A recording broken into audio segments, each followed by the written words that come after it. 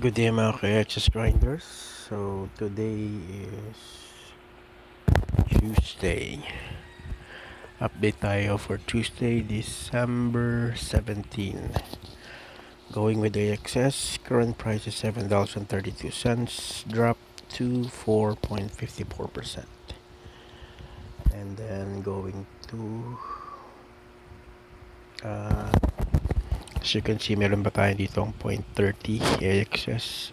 Pambibili ko dapat to ng Coco Choco, but for some reason it's not pushing through.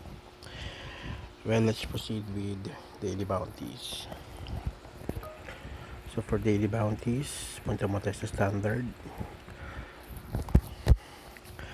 Okay, standard board. So Atia 10 points, all good. Classic 35 points, all good. Origins 35 points, all good. And hopefully makuha natin to sometime soon. And then meron na tayong 160 points for the whole week or for 2 days with estimated earning of 0.13 excess. And then let's go with Premier.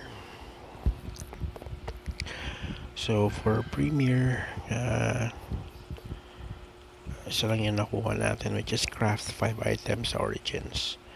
And for the whole week, meron tayong 58 points na may estimated earnings na 0.07.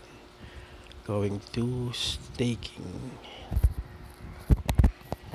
So for staking, meron tayong 29.89218 AXS and currently around $218.81, and claimable rewards na 0.169071 AXS, and itong 0.299 and yung pambili natin ng Coco Choco.